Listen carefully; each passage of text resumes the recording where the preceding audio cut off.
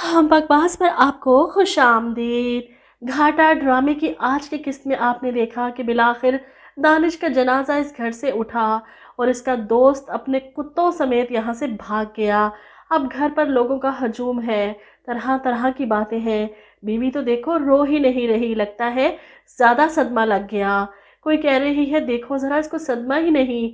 अब रानिया जो बिल्कुल खामोश बैठी है, नवाब खाला के मुंह से सारी बातें सुनकर कि मैंने मारा अपने बच्चे को, मैं कातिल हूँ, इसे लगा कि शायद ये मेरी मौत थी जो दानिश को आ गई। मैंने मरना था, मेरी जगह वो मर गया और अब वो कड़ी से कड़ी मिला रही है।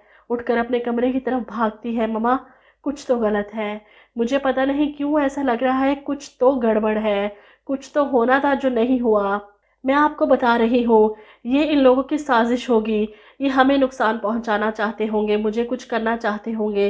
अम्मी आपने देखा कि आज तक इन्होंने कमरे का दरवाज़ा कभी खुला नहीं छोड़ा, लेकिन आज सुबह कमरे का दरवाज़ा भी खुला था, किचन में सिलेंडर भी खुला था, गैस भरी थी, मैं आपके लिए चाय बनाने जाने वाली थी। अगर दानिश किचन में ना जाता तो उसकी जगह आज मेरी मैयत उठी होती इस घर से।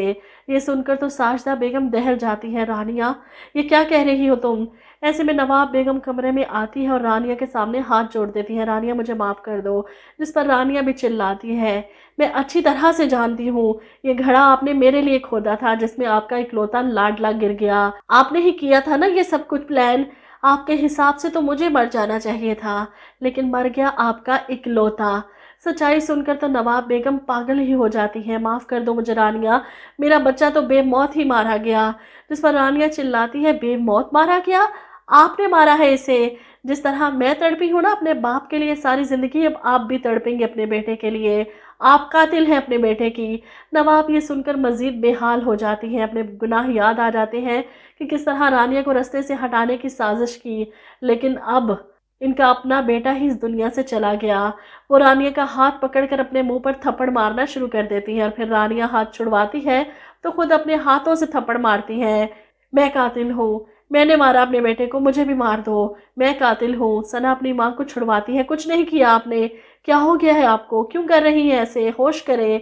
अब इस सना पर तो मुझे हैरत है कि भाई का जनाजा घर से उठा और वो हमज़ा को देखकर अपनी मोहब्बत का मातम मना रही है और सोचती है कि भाई तो चला गया, अब रानिया को पूरा मौका मिल जाएगा हमज़ा के पास वापस जाने का। लेकिन मैं ऐसा नहीं होने दूंगी, मैं हमज़ा को ही ख़त्म कर दूंगी। वो मेरा नहीं हो सका तो किसी और का भी नहीं होने दूंगी। माँ ने रानिया को मारने की कोशिश की तो बेटा चला गया, अब बेटी हमज़ा को रास्ते से हटाने की कोशिश करेगी तो पता नहीं खुद ही इस दुनिया से जाएगी। वहीं दूसरी तरफ नाइला बेगम को भी कुछ कुछ अंदाज़ा हो रहा है उस घर में होने वाले हादसे के बाद कि वहाँ क्या चल रहा था, और यहाँ घर आकर वो हमज़ा से बात करती हैं। जो कुछ नवाब और आपा ने किया है इसकी सज़ा तो इन्हें मिल ही गई, लेकिन साजदा और रानिया तो बेगुनाह ही रुल गई। इनकी बात सुनकर हमज़ा को दुख होता है। ऐसा क्यों कह रही हैं आप?